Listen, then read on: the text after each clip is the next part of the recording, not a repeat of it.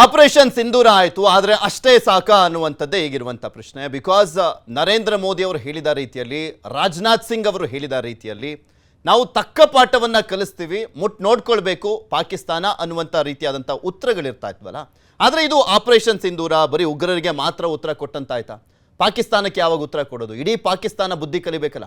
365 days ಇದೇ ರೀತಿಯಾಗಿ ಉಗ್ರರನ್ನ ನುಗ್ಗಿಸ್ಬಿಟ್ಟು ಇಲ್ಲಿ ದಮನ ಮಾಡುವಂಥ ಕೆಲಸ ಮಾಡ್ತಾ ಇದ್ರಲ್ಲ, ಅದಕ್ಕೆ ಯಾವಾಗ ನೀವು ಕಂಪ್ಲೀಟ್ ಆದಂಥ ಉತ್ತರ ಕೊಡೋದು? POKಯನ್ನು ಆಕ್ರಮಿಸ್ಕೊಳ್ತೀವಿ, ಅದು ನಮ್ಮದು ಅಂತ ಹೇಳ್ತಾ ಇದ್ರಲ್ಲ, ಅದಕ್ಕೆ ಯಾವಾಗ ಉತ್ತರ ಕೊಡೋದು ಅನ್ನುವಂಥ ಪ್ರಶ್ನೆಗಳಿದ್ದಾವೆ. ಸರ್, ಈಗ ಪ್ರಶ್ನೆಗಳನ್ನು ಹುಡುಕ್ತಾ ಹೋದರೆ ನೂರಾರು ಪ್ರಶ್ನೆಗಳನ್ನು ಕೇಳ್ಬೋದು, ಏನು ಮಾಡ್ತಾರೆ ಅಂತ.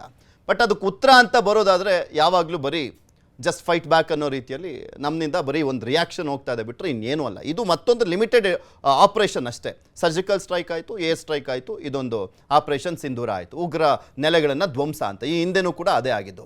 ಬಟ್ ಯುದ್ಧದ ರೀತಿಯಲ್ಲಿ ಅಥವಾ ಯುದ್ಧಕ್ಕಿಂತ ಇನ್ನಷ್ಟು ಭೀಕರ ರೀತಿಯಲ್ಲಿ ರಾಜತಾಂತ್ರಿಕ ನಿಲುವುಗಳೇನೋ ಓಕೆ, ಆದರೆ ಅವ್ರಿಗೆ ಪಾಠ ಕಲಿಸ್ಬೇಕಲ್ಲ. ಅದೇ ಈಗ ನಾನು ಅದೇನು ಹೇಳ್ತಾ ಇರೋದು. ಈಗ ಎಕನಾಮಿಕಲಿ ಅವ್ರನ್ನ ವೀಕ್ ಮಾಡಿ ಆಗಿದೆ. ಸಿಂಧು ರಿವರ್ ಟ್ರೀಟಿ ಆಗಲಿ, ಅದು ಪಂಜಾಬ್ ಪ್ರಾಂತ್ಯವನ್ನು ಮರುಭೂಮಿಯಾಗಿ ಆಗ್ತಾ ಇದೆ. ಈಗ ಅವರು ಎಲ್ಲ ಕಡೆಯಿಂದಲೂ ಪೆಟ್ಟು ತಿಂತಾ ಇದ್ದಾರೆ. ಇದರ ಅರ್ಥ ಅವರೆಲ್ಲ ಸುಮ್ಮನೆ ಆಗ್ತಾರೆ ಅಂಥೇಳಿ ಯಾವ ಗ್ಯಾರಂಟಿನೂ ಇಲ್ಲ. ಯಾವ ಮಿನಿಸ್ಟ್ರುಗಳ ಮಾತುಗಳನ್ನು ಕೇಳೋಂಗಿಲ್ಲ, ಯಾವ ಸಿಚುವೇಶನ್ಸ್ ಇಲ್ಲ. ಈಗ ಒಂದೇ ಒಂದು ನಮ್ಮ ಹತ್ರ ಆಪ್ಷನ್ ಇರೋದು ಏನು? ಹೋಗಿ ಅವ್ರನ್ನ ಫಿಸಿಕಲಿ POK ಆಕ್ಯುಪೈ ಮಾಡಲೇಬೇಕು. ಅವರು ನಮ್ಮನ್ನು ರಿಟಾಲಿಯೇಷನ್ ಮಾಡಲಿ ಬಿಡಲಿ, ಇಲ್ಲ ಅವರ ಒಂದು ಸುಳ್ಳು ಭರವಸೆ ಅದು ಇದು ಏನು ಬೇಕಾದರೂ ಇರಲಿ. ಈ ಸರಿ ನಾವು ಕಾಶ್ಮೀರದಿಂದ ಪಂಜಾಬ್, ರಾಜಸ್ಥಾನ್ ಈ ಕಡೆ ಎಲ್ಲ ಕಡೆನೂ ಬಿಲ್ಟಪ್ ಆಗಿದೆ, ಆರ್ಮಿದು ಅವ್ರದ್ದು ಆಗಿದೆ.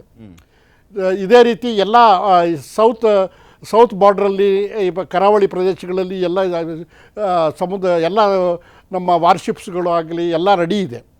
ಇದೇ ಸಮಯ, ಈ ಸಮಯ ಬಿಟ್ಟರೆ ಮತ್ತೆ ಒಂದು ಬೇರೆ ಸಮಯ ಇಲ್ಲ. ಇದಕ್ಕೆ ನಾವು ಅಂತ್ಯ ಆಡಲೇಬೇಕು. ಇನ್ನು ಮುಂದೆ ಒಂದೇ ಒಂದು ಉಗ್ರಗಾಮಿಗಳು ನಮ್ಮ ನಾಗರಿಕರ ಮೇಲೆ ಬಂದು ನಮ್ಮನ್ನು ಸಾಯಿಸೋದಾಗಲಿ ಕೊಲ್ಲೋದಾಗಲಿ ಅದನ್ನು ಬಿಡಬೇಕು ಅಂತ ಹೇಳಿದ್ರೆ ಈಗ ನಾವು ರಿಯಾಕ್ಷನ್ಸ್ ಆಗಿ ಸಾಲಿಡ್ ರಿಯಾಕ್ಷನ್ ಆಗಿರಬೇಕು. ಇವರು ಮೋದಿಯವರು ಹೇಳಿದ್ದು ಅನ್ಇಮ್ಯಾಜಿನಬಲ್ ಪನಿಷ್ಮೆಂಟ್ ಅಂತ ಹೇಳ್ತಾ ಇದ್ರಲ್ಲ, ಅದು ಇನ್ನು ಅನ್ಇಮ್ಯಾಜಿನಬಲ್ ಆಗಿಲ್ಲ. ಇದು ಹೌದು, ಅನ್ಇಮ್ಯಾಜಿನಬಲ್ ಆಗಬೇಕಾದ್ರೆ ಉಗ್ರ ಮಸೂದ್ ಅಜರ್ ಕುಟುಂಬವನ್ನ ಉಡಿಸ್ ಮಾಡಲಾಗಿದೆ. ಉಗ್ರ ಮಸೂದ್ ಅಜರ್ ಕುಟುಂಬ, ಮಸೂದ್ ಕುಟುಂಬದ 10 ಮಂದಿಯನ್ನ ಮಟಾಶ್ ಮಾಡಲಾಗಿರುವಂಥದ್ದು. ಅಷ್ಟೇ ಅಂದ್ರೆ ಅವರು ಸೇಫ್ ಆಗಿರ್ಲಿಲ್ವಾ ಅಂತ. ಯಾಕೆಂದ್ರೆ ಗೊತ್ತಿತ್ತು ಉಗ್ರರಿಗೆ ಇಂಥವ್ರನ್ನ ಅಟ್ಯಾಕ್ ಮಾಡ್ತಾರೆ, ನಮ್ಮನ್ನ ಅಟ್ಯಾಕ್ ಮಾಡ್ತಾರೆ, ನಮ್ಮ ಕ್ಯಾಂಪ್ಗಳನ್ನ ಅಟ್ಯಾಕ್ ಮಾಡ್ತಾರೆ ಅಂತ. ಪರ್ಟಿಕ್ಯುಲರ್ಲಿ ಈತನ ಕುಟುಂಬವನ್ನ ಟಾರ್ಗೆಟ್ ಮಾಡಿದ್ದು ಹೇಗೆ ಅನ್ನುವಂಥ ಪ್ರಶ್ನೆ ಬಂದರೂ ಕೂಡ ಸಹಜವಾಗಿ ಗುಪ್ತಚರ ಅಷ್ಟು ಸ್ಟ್ರಾಂಗ್ ಆಗಿದೆ ಅನ್ನುವಂಥದ್ದಕ್ಕೆ ಒಂದು ಮೆಸೇಜ್. ಮಸೂದ್ ಕುಟುಂಬದ 10 ಮಂದಿ ಮಟಾಶ್ ಆಗಿದ್ದಾರೆ. ಆತ ಪ್ರತಿ ಬಾರಿನೂ ಕೂಡ ನಮ್ಮ ದೇಶದಲ್ಲಿ ನಡೆದಂಥ ಉಗ್ರ ದಾಳಿಯಲ್ಲಿ ಆತನ ಕೈವಾಡ ಅಂತೂ ಇರ್ತಾರೆ. ಈಗ ಆತನ ಕುಟುಂಬವನ್ನ ಮಟಾಶ್ ಮಾಡಲಾಗಿದೆ. 10 ಜನ ಇದ್ದಿದ್ದಂಥದ್ದು ಅಂದ್ರೆ ಅವರ ಮನೆಯ ಮೇಲೆ ಕ್ಷಿಪಣಿಯನ್ನ ಹಾರಿಸಿದ ರೀತಿಯಲ್ಲಿ ಕಾಣಿಸ್ತಾ ಇದೆ. ಅಳಿಯ ಮಗಳು ಸೇರಿದಂತೆ 10 ಮಂದಿಯನ್ನ ಮಟಾಶ್ ಮಾಡಲಾಗಿರುವಂಥದ್ದು. ಸರ್, ಪರ್ಟಿಕ್ಯುಲರ್ಲಿ ಅವರ ಕುಟುಂಬವನ್ನೇ ಟಾರ್ಗೆಟ್ ಮಾಡಿ ಉಡಿಸ್ ಮಾಡಿದ್ದಾರೆ ಅಂದರೆ ಇದು ನಾವು ಇಸ್ರೇಲ್ನ ಒಂದು ಗುಪ್ತಚರ ಇದೆಯಲ್ಲ, ಮಸೂದ್ ಇದೆಯಲ್ಲ, Masood one of the most strongest ಹಾಗೆ ಗುಪ್ತಚರ ಇದರಲ್ಲಿ ನಂಬರ್ 1 ಅಲ್ವಾ ಇಸ್ರೇಲ್ದ? ಹೌದೌದು, ಮಸಾದ್ ಕರೆ. ಹೌದೌದು, ಇದು ಭಾರಿ ಅಕ್ಯುರೇಟ್ ಇನ್ಫಾರ್ಮೇಶನ್ ಕೊಡೋದು. ಅದೇ ರೀತಿಯಾಗಿ ನಮಗೂ ಇನ್ಫಾರ್ಮೇಷನ್ಸ್ಗಳಿದೆ, ನಮಗೂ ಇನ್ಫಾರ್ಮೇಷನ್ ನಾವು ಖಂಡಿತ ತಗೊಂಡಿದ್ದೇವೆ. ಇದೆಲ್ಲ ಇವ್ರದ್ದು ಮಸೂದ್ ಅಜರ್ ಎಲ್ಲಿದ್ದಾನೆ, ಅವನ ಕುಟುಂಬ ಎಲ್ಲಿದೆ, ಪ್ರತಿ ಒಂದು ಟಾರ್ಗೆಟ್ ಲೀಸ್ಟ್ ನಮ್ಮ ಹತ್ರ ಆಲ್ರೆಡಿ ನಮ್ಮ ಕಮಾಂಡರ್ಗಳಲ್ಲಿ ಜೊತೆಯಲ್ಲಿ ಇದೆ. ಅವನ ಮಾತ್ರ ಸೈಯದ್ ಹಫೀಜ್ ಆಗಲಿ ಮಸೂದ್ ಅಜರ್ ಆಗಲಿ ಇವರು ಗೊತ್ತಿತ್ತು ಇವರು ಆ ಜಾಗದಲ್ಲಿ ಇರೋದಿಲ್ಲ ಅವರು. ಬಟ್ ಎಲ್ಲಿ ಅವರ ಫ್ಯಾಮಿಲಿಗಳು ಅವರ ಸಿಂಪಥೈಸರ್ಸ್ ಇದ್ದಾರೆ ಅದು ಗೊತ್ತಿತ್ತು. ಸೊ ನಮ್ಮ ಈ ಅಟ್ಯಾಕ್ ಆಗಿದ್ದು ಬಾಲಾಕೋಟಲ್ಲಿ ಆದಂಗೆ ಪ್ರಿಸಿಷನ್ ಆಗಿದೆ. ಅಂದರೆ ಆ ಪ್ರಿಸಿಷನ್ ಶೂಟ್ ಮಾಡಬೇಕಾದ್ರೆ ಫುಲ್ ಬಿಲ್ಡಿಂಗ್ ಕೊಲ್ಯಾಪ್ಸ್ ಆಗೋದಿಲ್ಲ. ಬಿಲ್ಡಿಂಗ್ ತೂತ ಮಾಡಿ ಒಳಗೆ ಹೋಗಿ ಒಳಗಿರೋರನ್ನ ಸಾಯಿಸುವಂಥ ಒಂದು ಸ್ಮಾರ್ಟ್ ಬಾಂಬ್ಸ್ಗಳಿದೆ. ಆ ಸ್ಮಾರ್ಟ್ ಬಾಂಬ್ಗಳು ಹೋಗಿ ಅದನ್ನು ಡಿಸ್ಟ್ರಾಯ್ ಮಾಡಿದೆ.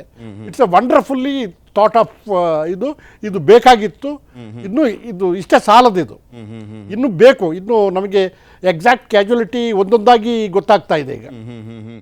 ಪ್ರಸಾದ್ ಸರ್, ಇನ್ನೂ ಬೇಕು ಅನ್ನುವಂಥ ಅಭಿಪ್ರಾಯ. ಅದರಲ್ಲೂ ಸ್ಪೆಷಲಿ ನಾವು ಸಾಕಷ್ಟು ಪ್ರಮುಖ ನಿರ್ಧಾರಗಳನ್ನು ಕೈಗೊಂಡಿದ್ದೀವಿ, ಇಲ್ಲ ಅಂತಲ್ಲ. ಆದರೆ ಫಸ್ಟ್ ಟೈಮ್ ಇಷ್ಟು ದೊಡ್ಡ ಮಟ್ಟದಲ್ಲಿ ರಾಜತಾಂತ್ರಿಕವಾಗಿಯೂ ಕೂಡ ಭಾರತಕ್ಕೆ ಸಪೋರ್ಟ್ ಸಿಗ್ತಾ ಇರುವಂಥದ್ದು. ಬಿಕಾಸ್ ಬಿಫೋರ್ ನಾವು ನೋಡೋದಾದ್ರೆ, ನೀವು ಚೆನ್ನಾಗಿ ಗೊತ್ತಿದೆ, ಪಾಕಿಸ್ತಾನ ಏನಾದರೂ ನಮ್ಮ ಜೊತೆ ಯುದ್ಧ ಅಂತ ಬಂದಾಗ ಸಪೋರ್ಟಿವ್ ಆಗಿ ಮುಸ್ಲಿಂ ರಾಷ್ಟ್ರಗಳು ನಿಂತ್ಕೊಳ್ತಾ ಇದ್ವು. ಇವಾಗ ಆ ರೀತಿಯಾಗಿ ಆಗ್ತಾ ಇಲ್ಲ. ಯಾಕೆಂದರೆ ಭಾರತದ ಜೊತೆ ರಾಜತಾಂತ್ರಿಕವಾಗಿ ಚೆನ್ನಾಗಿದ್ದಾರೆ, ವ್ಯಾವಹಾರಿಕವಾಗಿ ಚೆನ್ನಾಗಿದ್ದಾರೆ, ಇನ್ವೆಸ್ಟ್ಮೆಂಟ್ಗಳು ಕೂಡ ಇರುವಂಥದ್ದು. ಸೊ ಭಾರತವನ್ನು ಟಚ್ ಮಾಡೋದು ಬೇಡಪ್ಪ, ಪಾಕಿಸ್ತಾನದಿಂದ ಏನೂ ಸಿಗೋದಿಲ್ಲ ಅನ್ನುವಂಥ ಮನಸ್ಥಿತಿಯಲ್ಲಿ ಮುಸ್ಲಿಂ ರಾಷ್ಟ್ರಗಳಿದ್ದಾವೆ. ಸೊ ಇನ್ನೂ ಏನು ಬೇಕು, ಏನಕ್ಕೋಸ್ಕರ ಕಾಯ್ತಾ ಇದ್ದಾರೆ ಅಂತ ಟೈಮ್. ಇದಕ್ಕೆ ನನ್ನ ಉತ್ತರ ಏನು ಅಂತಂದ್ರೆ, we have to fight from our strength. ಆಯ್ತಾ? ಅವರ ಸ್ಟ್ರೆಂತ್ ಬಗ್ಗೆ ನಾವು ಯೋಚನೆ ಮಾಡಬಾರ್ದು. ನಮ್ಮ strength should be superior. Muslim ರಾಷ್ಟ್ರಗಳಾಗಲಿ ಅಥವಾ ಇಸ್ಲಾಮಿಕ್ ಕಂಟ್ರೀಸ್ ಆಗಲಿ ಅಥವಾ ಅವರಿಗೆ ಪರವಾದಂತಹ, ಅವರಿಗೆ ಸಪೋರ್ಟ್ ಮಾಡುವಂತಹ ಚೈನಾ, ಟರ್ಕಿ ಅಥವಾ ಇನ್ನು ಹಲವಾರು ಇದು ವೆಸ್ಟರ್ನ್ ಕಂಟ್ರೀಸ್ ಅವ್ರಿಗೆ ಸಪೋರ್ಟ್ ಮಾಡ್ಬೋದು, ಅದು ಬೇರೆ ಪ್ರಶ್ನೆ. ಆ ಸಪೋರ್ಟ್ ಬಗ್ಗೆ ನಾವು ಯೋಚನೆ ಮಾಡಬಾರ್ದು. ನಮ್ಮ ಸ್ಟ್ರೆಂತ್ ವೆರಿ ಇಂಪಾರ್ಟೆಂಟ್. ಅವ್ರಿಗೆ ಸಪೋರ್ಟ್ ಇದೆ ಅಂತ ಹೇಳಿ ನಾವು ನಮ್ಮ ಕಾರ್ಯವನ್ನ ಸಮೀಕ್ಷೆ ಮಾಡದಿದ್ರೆ ಅದರಿಂದ ದೇಶಕ್ಕೆ ತುಂಬಾ ತೊಂದರೆ ಆಗ್ತದೆ. ಅದು ನಮಗೆ ಗೊತ್ತಾಗಿದೆ. 26/11 ಆಯ್ತು, ನಮ್ಮ ರಿಯಾಕ್ಷನ್ ಏನಿತ್ತು? ಏನೂ ಆಗಿಲ್ಲ 26/11. ಸೊ ನಾನು ಹೇಳ್ತಾ ಇರೋದು, 1948 ನಾವು ನ್ಯಾಷನಲ್ ರಿಸಾಲ್ವ್ ಆಗಿರ್ಬೇಕಾಯ್ತು. ನ್ಯಾಷನಲ್ ರಿಸಾಲ್ವ್ ಏನು ಅಂತಂದ್ರೆ, we should have thrown out Pakistanis from POJK. ನಾವು ಮಾಡಿಲ್ಲ. 1962 ಅಲ್ಲೂ ಕೂಡ ನ್ಯಾಷನಲ್ ರಿಸಾಲ್ವ್ ಏನಾಗಿತ್ತು, ಟಿಬೆಟ್ಗೆ ನಾವು ಅಟಾನಮಿ ಕೊಡ್ಬೇಕಾಗಿತ್ತು, ಅದು ನಾವು ಮಾಡಿಲ್ಲ. ಆಯ್ತಾ? ಸೊ ಹಾಗಾಗಿ ನನ್ನ ಏನು ಅಂತಂದ್ರೆ, ನೋಡಿ, ಅವರಿಗೆ ಸಪೋರ್ಟ್ ಇರಲಿ ಇಲ್ಲದಿರಲಿ ಅದು ಮುಖ್ಯ ಅಲ್ಲ. ನಮ್ಮ strength should be very powerful. Today you can only win the war till ಮಂಗೆ ಮೋರ್ ಅಂತ ಪ್ರತಿಯೊಬ್ಬ ನಿಷ್ಠಾವಂತ ದೇಶಪ್ರೇಮಿಗೆ ಇದೊಂದು ಆಸೆ. ಏನು ಅಂತಂದ್ರೆ, ನಾವು ಇದರಲ್ಲಿ ಗೆಲ್ಲೇಬೇಕು. ನಮ್ಮ ultimate victory should be hours. ಅದು ಯಾವ ರೀತಿ ನಾವು ರಿಸೀವ್ ಮಾಡ್ತೇವೆ, ಪೊಲಿಟಿಕಲಿ, ಫಿನಾನ್ಷಿಯಲಿ, ಡಿಪ್ಲೊಮ್ಯಾಟಿಕಲಿ, ಮಿಲಿಟರಿಲಿ, ಸಮಾಧಾನ, ಭೇದ, ದಂಡ, ಇದು ಬಹಳ ಮುಖ್ಯ. ನಾವು ಈ ಸಂದರ್ಭದಲ್ಲಿ ಬರೀ ಮಿಲಿಟರಿ ಸೊಲ್ಯೂಷನ್ ಅನ್ನು ನಾವು ಕಾಣ್ತಾ ಇದ್ದೇವೆ. Military solution is a part of the strategy. ಆ military solution cannot be perfect. It cannot be perfect. It cannot be perfect. You may have the best the military forces in the world that you have seen. You have Ukraine, Russia, ಇಟ್ಲಾಗೆ Hamas ಮತ್ತೆ Israel, south ಆಫ್ರಿಕಾದಲ್ಲಿ ಎಷ್ಟೋ ಸಮಯಗಳು ನಡೀತಾ ಇದೆ, ಇವಾಗ ನಿಮಗೆ ಗೊತ್ತಿದೆ.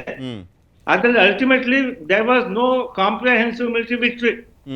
The only comprehensive military victory we had was the division of Pakistan and creation Bangladesh. ಅದನ್ನು ನಾವು ಅಡ್ವಾಂಟೇಜ್ ತಗೊಳ್ಳಿಲ್ಲ ಅಷ್ಟೇ. That is our problem. So military ಆ ಸಂದರ್ಭ, why we won that war, it is basically because we had very strong military leader, field marshal Manekshaw. Political will ಇತ್ತೋ ಇಲ್ಲೋ ನಮಗೆ ಗೊತ್ತಿಲ್ಲ, but field marshal Manekshaw ಗಟ್ಟಿಯಾಗಿ ಹೇಳಿದ, ನಾವು ಯುದ್ಧ ಮಾಡಬೇಕು ಅಂತಂದ್ರೆ ಯುದ್ಧ ಮಾಡಿ ಗೆಲ್ಲಲೇಬೇಕು. It is not the child's play. So he decided the timing of war, how much to hit, way to hit, how far to hit. ಅದು ನಮ್ಮ ಒಂದು ಸ್ಟ್ರಾಟಜಿ ಆಗಿರ್ಬೇಕು. ಮಿಲಿಟರಿ ಸ್ಟ್ರಾಟಜಿ ಅಂತಂದ್ರೆ ಬರೀ ಒಂದು 5-6 ಟಾರ್ಗೆಟ್ ಅಟ್ಯಾಕ್ ಮಾಡಿಬಿಟ್ಟು ಸುಮ್ಮನೆ ಕೂರೋದಲ್ಲ. ಆಯ್ತಾ? ಆ ಸ್ಟ್ರಾಟಜಿ, ಆ thinking field marshal Manekshaw ಹತ್ರ ಇತ್ತು. ಹಾಗಾಗಿ 13 ದಿವಸದಲ್ಲಿ ಒಂದು ಪಾಕಿಸ್ತಾನವನ್ನ 2 ಭಾಗ ಮಾಡಿ, ಆಮೇಲೆ 93,000 ಪ್ರಿಸನರ್ಸ್ ಆಫ್ ವಾರ್ ಅನ್ನು ತಗೊಳ್ಬೇಕು ಅಂತಂದ್ರೆ ಇದು ಒಂದು ದೊಡ್ಡ ಚಮತ್ಕಾರ. ಅದು ಆತನ ಒಂದು ಮಿಲಿಟರಿ ಲೀಡರ್ಶಿಪ್ ನ ಒಂದು ಪ್ರತಿಭೆಯ ಒಂದು ಸಂಕೇತ. ಇದು ನನ್ನ ಅಭಿಪ್ರಾಯ. ಓಕೆ ಸರ್, ಮಾತನಾಡ್ತಾ ಹೋಗ್ತೀವಿ. ಮತ್ತೊಂದು ಕಡೆ ನಿಮಗೆ ದೃಶ್ಯಾವಳಿಗಳನ್ನ ಕೂಡ ತೋರಿಸ್ತಾ ಇದ್ವಿ. ಅಲ್ಲಿ ಕ್ಷಿಪಣಿ ದಾಳಿ ಆದ ನಂತರ ಸಾವನ್ನಪ್ಪಿದಂಥವರ ಡೆಡ್ ಬಾಡಿಗಳನ್ನು ಯಾವ ರೀತಿಯಾಗಿ ತೆಗೆದುಕೊಂಡು ಹೋಗಲಾಗ್ತಾ ಇದೆ ಅನ್ನುವಂಥದ್ದನ್ನು ಕೂಡ ಗಮನಿಸ್ಬೋದು. ಈಗ ಸದ್ಯಕ್ಕೆ ಸಿಗ್ತಾ ಇರುವಂಥ ಮಾಹಿತಿ ಪ್ರಕಾರ 70ಕ್ಕೂ ಹೆಚ್ಚು ಜನ ಸಾವನ್ನಪ್ಪಿದ್ದಾರೆ, ಹತ್ಯೆ ಮಾಡಲಾಗಿದೆ ಅವರನ್ನು ಅಂತ. ಬಟ್ ಗೊತ್ತಿಲ್ಲ ಅದು ಎಷ್ಟಾಗಿದೆಯೋ ಏನೋ ಎತ್ತ ಅಂತ. ಬಿಕಾಸ್ ಅದನ್ನು ಪಾಕಿಸ್ತಾನ ಯಾವ ರೀತಿಯಾಗಿ ಲೆಕ್ಕ ಕೊಡ್ತಾರೆ ಅನ್ನುವಂಥದ್ದು ಕಾದು ನೋಡಬೇಕು. ಬಿಕಾಸ್ ಈ ಹಿಂದೆ ಎಲ್ಲ ದಾಳಿ ಆದಾಗ ಹಾಗೇ ಇಲ್ಲ ಅನ್ನುವಂಥ ರೀತಿಯಲ್ಲಿ ಹೇಳ್ದಂಥವ್ರು ಅವರು. ಸೊ ಹೀಗಾಗಿ ಇದರಲ್ಲಿ ಎಷ್ಟು ಅಂಕಿ ಸಂಖ್ಯೆಗಳನ್ನು ಕೊಡ್ತಾರೆ ಕಾದು ನೋಡೋಣ. ಇನ್ನಷ್ಟು ಮಾತನಾಡ್ತಾ ಹೋಗೋಣ. ಆದರೆ ಅದಕ್ಕೂ ಮುಂಚೆ ಒಂದು ಸ್ಮಾಲ್ ಬ್ರೇಕ್.